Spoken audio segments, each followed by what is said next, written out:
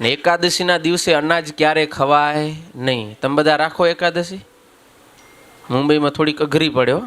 અમે જે ઘર પરિવાર ન હોય ને ટિફિન આવતા હોય એને થોડીક વધારે અઘરી પડે ને. તમે બધા છોરા કરો, તમે બધા કરો. એકાદશી આવે? રમેશ શું કહે, રાજેશ બાજુમાં આવે કે આમ બાયપાસ પકડીને હાલી જાય? મુંબઈમાં બાયપાસે ઘણા હોય ને પાછા, બાજુમાં આવવા ન દે. જો ભક્તો, એકાદશી અવશ્યપણે કરવી જોઈએ. એકાદશીના દિવસે અનાજ ખાવાનો બહુ મોટો પાપ છે.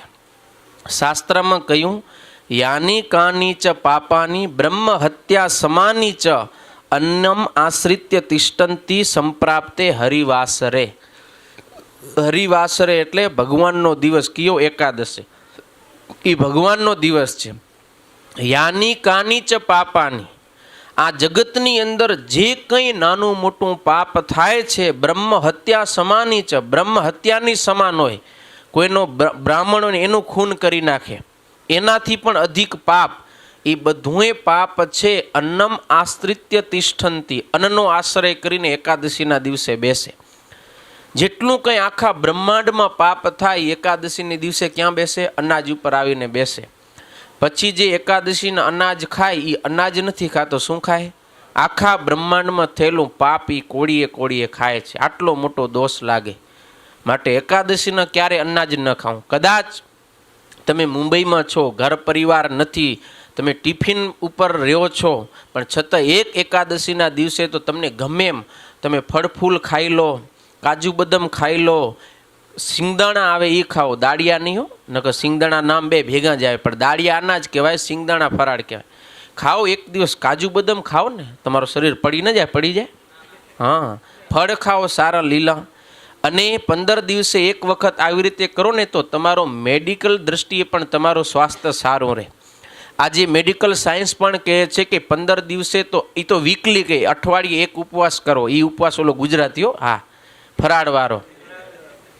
એક વખત અઠવાડિયે તમે આપણો જે આ બધું અંદર પાચન ક્રિયા કરે છે મશીનરી, એને આરામ આપો, હલકો ખોરાક આપો, હળવો, જેથી કરીને તમારું સ્વાસ્થ્ય પણ સારું રહેશે. રોજ તમે આમ ઢેચ્યા જ કરો તો અંદરે બચારો મશીન છે ને, લોડ પડે ન પડે. તમે રવિવારની રજા રાખો, નથી રાખતા? છેલ્લી બાકી અડધો દી રાખો. મંગળવાર રાખે કપડાવાળા, બધે લાઈનવાળા અલગ અલગ એક અઠવાડિયે રજા રાખે. કેમ ભાઈ? થોડુંક ફ્રેશનેસ ખપે ને એમ. સતત તમે મશીનને લોડ આપો, કોઈ પણ હોય, ગમે એ મશીન, કમ્પ્યુટર હોય, આપણું દિમાગ હોય, હૃદય હોય, જે આંતરના પાચન ક્રિયા કરતા હોય, એ બધાને થોડોક રેસ્ટ ખપે. આમ તો આપણે એકે ટાણું ગૂંચાવતા નથી. ગૂંચાવી રાત્રે 12 વાગી જાય તોય મુંબઈવાળા ખાય, મોડું થઈ જાય ગમે એટલું, તોય હાજે ખાય. એમ નહીં કે હાલો ભાઈ આજે 12 વાગ્યા, આજે કાંઈ નહીં, કાલે એમ. તોય નહીં, ટાણા તો પૂરણ જ ખપે. તો એક ટાણું આપણે ગૂંચાવતા નથી. 3 ટાણાની જગ્યાએ 5 ટાણા થઈ જતા હશે, પણ એકે ઓછું નહીં થતું હોય. તો અઠવાડિયે એક વખત કરવું જોઈએ. પણ એમ ન કરતો, આ ભગવાને, આપણા ઋષિ મુનિઓએ આપણું સ્વાસ્થ્ય જોઈને પહેલેથી જ એવી પરંપરાઓ આપે. તો 15 દિવસે આવતું આ એકાદશીનું વ્રત, એ દિવસ અવશ્યપણે આપણે ફરાહાર કરવું જોઈએ. એ દિવસે અનાજ ન જમાય. તો આલોકની દ્રષ્ટિ પણ આપણું સ્વાસ્થ્ય સારું રહેશે. બાકી આધ્યાત્મિક માર્ગે તો ફાયદો છે ને છે જ. વ્રત રાખીએ છીએ આપણે, ભગવાનનો રાજીપો મળે. અને વળી એકાદશીના દિવસે જે કોઈ અનાજનું ભક્ષણ કરે એ માતૃઘાતી, પિતૃઘાતી ને ગુરુઘાતી છે. એટલે માતૃઘાતી એટલે માતાની હત્યા કરનારો, પિતાની હત્યા કરનારો, ગુરુની હત્યા કરનારો. મા બાપને પોતે મારીને જેટલો દોષ લાગે એટલો દોષ એકાદશીના દિવસે અનાજ ખાવાથી લાગે. એટલે એકાદશીના અનાજ ખવાય નહીં.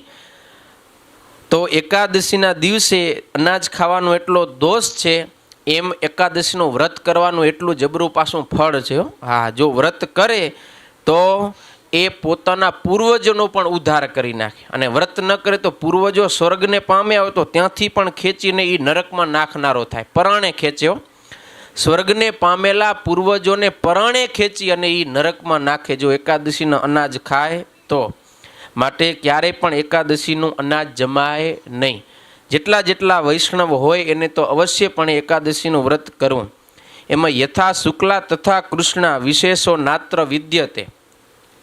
ઘણી વખત સમાજમાં એવું હોય કે એકાદશીનું વ્રત કરે પણ શુક્લ પક્ષની એટલે કે અંજવાળી એકાદશી કરે પણ અંધારી એકાદશી કરે નહીં. એમાં ભેદ પાડે, ખબર ને કે અંજવાળી હોય એ મોટી કહેવાય ને અંધારી હાલે પછી ના પાડે તો એમ અંધારી કહેવાય ને એમ.